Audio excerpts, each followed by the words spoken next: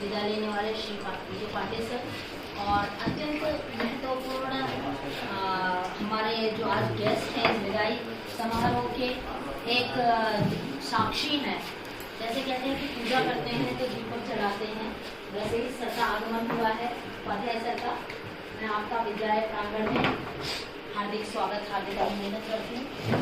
और आप एक साक्षी बन रहे हैं कि आपने आपके सौजन्य से हम लोगों ने जो सीखा, क्योंकि सर प्रिंसिपल थे गोरखपुर में, मैं भी गई थी और पांडे सर और पांडे मैडम भी थी वहाँ पर, और सीखा, उसको अमल कर रहे हैं। और बार बार बीच बीच में बात भी होती रहती है।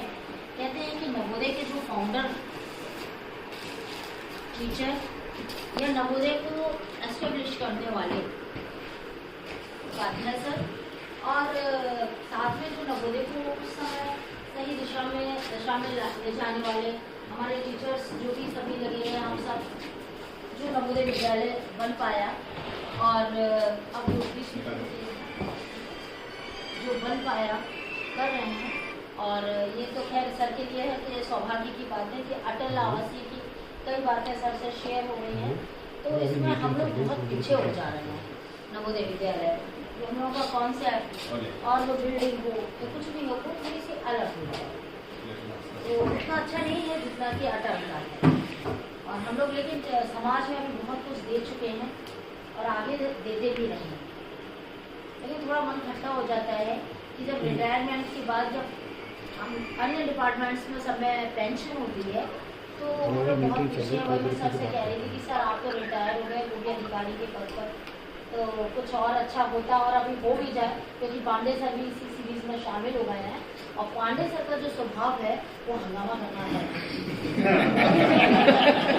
तो हम उम्मीद करेंगे इस हंगामे को एप्रिशिएट करेंगे कि आप इस आवाज को पहुंचाएं मिनिस्ट्री तक, क्योंकि आप पूरी तरह फ्री हैं, आपका कोई कुछ नहीं बिगाड़ सकता। हम लोग तो कहीं दबे हुए हैं, छुट्टी भी नहीं मिलेगी आधे घंटे की, क्या ऐसा हो गया है। तो ऐसा नहीं है, ये दर्द सभी को होता है, क्योंकि इस एज पे सभी आते हैं। कई डीसी एसी रिटायर हो गए तो सब झेल रहे हैं, कितना भी हो तो एक पेंशन एक अलग ही बात हो जाती है। तो मैं पांडे सर के लिए कहना चाहती हूँ कि आपका हमारा साथ बहुत दिनों का तो नहीं था यहाँ पर, लेकिन कभी कहते हैं ना कि जैसे दिल से कोई ऐसा हमारे मन में नहीं आया कि सर बुरे हैं। प्रतीक जी से बात हो रही थी, प्रतीक जी ने ग्रुप पर डाला था कि फेयरवेल होगी आज। मैं 2 दिन के लिए शूटिंग में गई थी, तो मैंने प्रतीक जी को कह दिया कि अगर पांडे सर को कहीं नहीं जाना हो तो थोड़ा इस फेयरवेल को तब करें कि जब हम आ जाए, क्योंकि ट्रांसफर होता है तो इमीडिएट वही आया गया व्यक्ति आएगा भी कि नहीं आएगा। और ये जब ऐसा है, और उम्मीद इसलिए और ज़्यादा रहती है कि मैडम है यहाँ पर तो हमारी उपस्थिति में हो। और वैसे ये क्षण बहुत ही सुखदायी और दुखदायी दोनों होता है।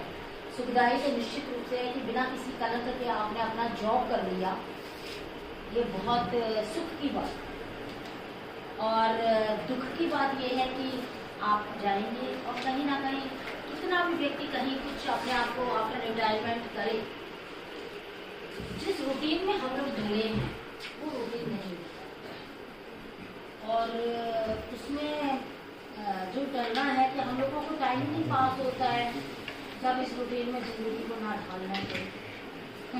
छुट्टियों में तो ऐसा लगता है कि नहीं टाइम का एक होना चाहिए, जैसे हाँ ये समय बच्चे रहते हैं तो डिस्टर्ब होता है, लेकिन नहीं रहते हैं तो उससे ज़्यादा डिस्टर्ब होता है, क्योंकि बच्चे रहते हैं थोड़ा कोलाहल रहता है, शहर से बहुत दूर है, तो भी बहुत पास है। तो पांडे सर की पर्सनल मैटर्स में मैं बताऊँ काफ़ी, अरे खत्म करते बोल दे रहे हैं। और मेरे ख्याल से कि मेरे साथ जो भी घटना दुर्घटना जीवन में घटी पर्सनली, तो शायद होते पांडे सर जैसे इंसान, तो शायद वैसे तो विधि का विधान होता है सब कुछ, लेकिन कुछ एक अच्छा मार्गदर्शन मिलता है, सही निर्णय आपके रहते हैं, और अपने सब्जेक्ट पर भी बच्चों को समय समय पर देते रहते हैं, समझाते रहते हैं, बच्चे खुश रहते हैं। और मैं चाहूँगी, हमने तो यही चाहा था कि सर यहीं रहना चाहें, लेकिन सर हमारे यहाँ टीचर की प्रमोद लोग करते हैं, पढ़ना से आ रहे हैं, वो आए थे छुट्टियों में देख कर के भी गए, मिलके गए, 15 के बाद जैसे वहाँ से छूटेंगे वैसे वहाँ ज्वाइन करेंगे। फिर ग्रुप में हमारे जीपी उपाध्याय जी जो ये क्या कहते हैं हमीरपुर में इंचार्ज थे यहाँ पीजीटी, तो उन्होंने ग्रुप में डाला था कि उनको पीजीटी इंग्लिश की जरूरत है। तो मैंने पर्सनली उनसे कहा कि सर है कि हम तो यही चाह रहे थे कि सर कंटिन्यू करने कम से जब तक मैडम का रिटायरमेंट नहीं हुआ है तो अच्छा रहता कंटिन्यू। फिर उनके यहाँ भी कहीं से कोई आ रहे हैं तो फिर वो बात नहीं कर पाई, ऐसे हो जाए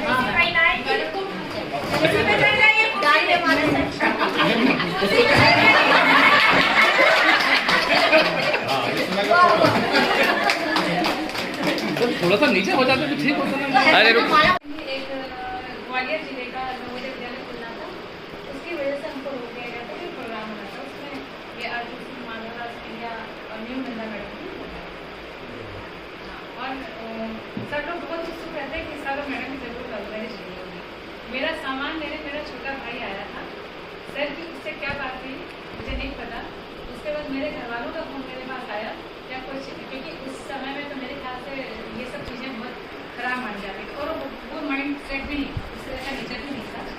फिर हमने कहा नहीं ऐसा कुछ नहीं। मेरे मदर फादर इलाहाबाद गए, बातचीत किया, 3 जगह मेरी बात चल रही थी और तीनों नवोदय के थे। एक पीछे उसी भिंड नवोदय के थे, एक ये थे और एक लेकिन जो है मेरे घर वालों ने पास की वजह से इलाहाबाद पास में है, इसलिए जो है शादी करने का डिसीजन आ गया। उनका जो डिसीजन था वही डिसीजन मेरा। वहाँ से हम पहले 94 वाला में क्या चुके थे और हाँ तब से इसी विद्यालय में नहीं, सर तो यहाँ पर बैठे हैं, गोरखपुर विद्यालय का भी एलुमनाई मैंने ही करवाया था और इस विद्यालय में भी एलुमनाई मीट मेरे द्वारा ही शुरू करवाया गया। मगर यहाँ है कि रिस्पांस थोड़ा सा कम, मगर है ज़रूर स्टाफ हमारा काफ़ी अच्छा है, प्रयास करेंगे आपस में सब मिलजुल करके तो अच्छा स्ट्रॉन्ग एलुमनाई बन सकता है। अभी आभा मैडम के पास है, अगर आभा मैडम थोड़ा सा जुड़ी हुई है बच्चों से ज़्यादा तो प्रयास करेंगे तो एलुमनाई अच्छा रहेगा। 10 साल का मेरा जो अनुभव बताता है वास्तव में स्टाफ बहुत अच्छा है।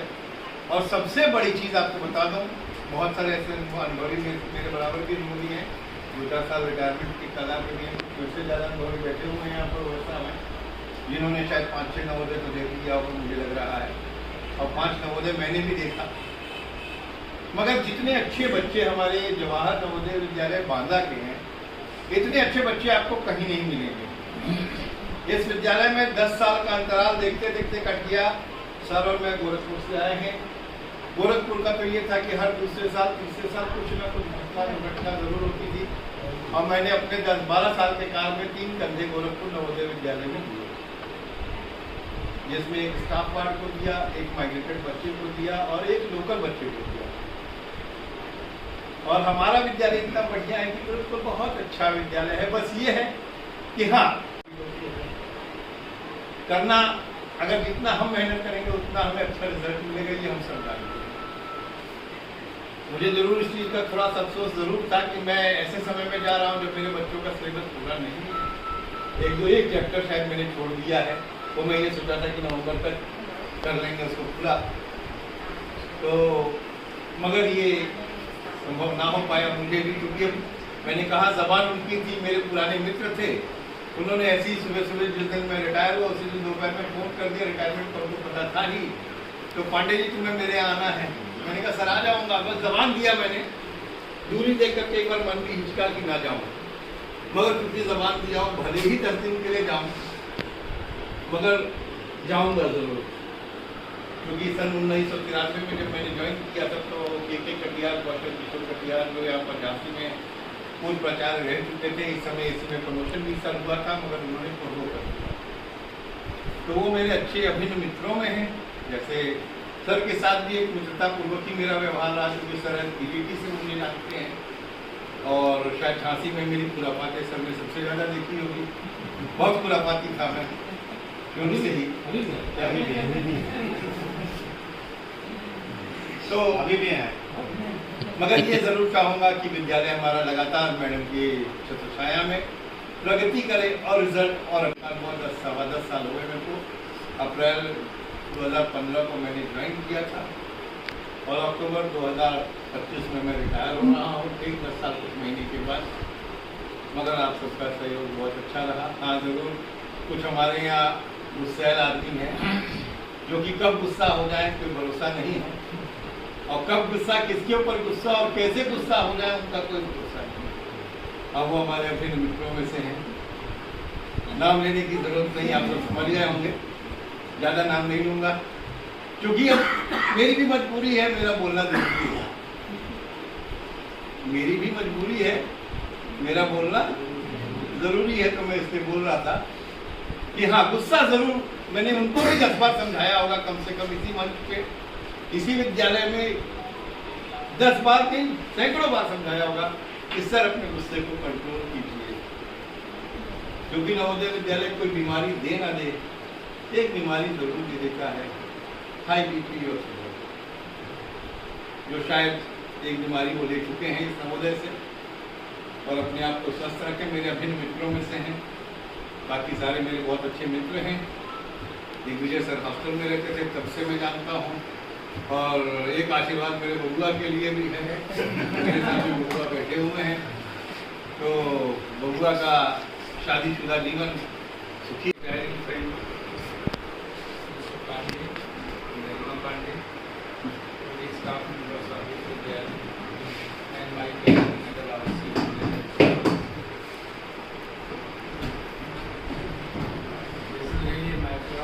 Pride and privilege to be to attend this ceremony. Actually, relations, if made on the external stuff, run for long. And we had very close association together. I was transferred from Shillong region to this region, Lucknow, in 1998. And that very year, Dr. Bajpayee deputed me as resource person, though I was PGT only, for the training of PGTs and TGTs who were not so good. And the training was conducted in Jhansi. And there I met this Khurafati thing. Honestly. But there are two words, mischievousness and not. So he is less mischievous, more not. And more contributing. He was the first problem for me when I reached. मुझे नहीं पता sir as a colleague या as a दोस्त कहते हैं, मैंने तो उनको एज अ टीचर देखा है हमेशा, और एज अ टीचर सर बहुत अच्छे हैं, बहुत सपोर्टिव है। जब मैं आई थी मैं 11th में थी और अक्टूबर में आई थी, हम लोग का हाफ ईयरली एग्जाम स्टार्ट हो गया था, सर ने बहुत अच्छा पढ़ाया था। सर जब स्टोरी पढ़ाते हैं तो एक टीचर होता है, खासकर लिटरेचर टीचर, वो बैठ के आराम से विस्तार से पढ़ाता है, लेकिन सर जब स्टोरी पढ़ाते हैं वो जिस तरीके से वो भाव देते हैं, सर भाव की तरह पढ़ाते हैं। अगर वो एंगर है तो सर एकदम ऐसे जोश से पढ़ाएंगे, लगेगा कि अच्छा स्टोरी में ये इंसान एंगर बोल रहा है, ये इंसान ऐसा बोल रहा है। जब अब उसके बाद जब 12th में हम लोग आए थे तो कोविड आ गया था, सर ने ऑनलाइन भी उतना ही अच्छा पढ़ाया था जैसा ऑफलाइन पढ़ाया था हम लोग को। सर ने हमेशा सपोर्ट किया है, मुझे आगे करियर के लिए भी काफ़ी बताया कि ये करो, ऐसा करो, तो सर हमेशा से ही बहुत सपोर्टिव रहे हैं। एंड आई विश सर आप हमेशा ऐसे ही आपके बाद बुलंद रहे, आप हेल्थी रहे।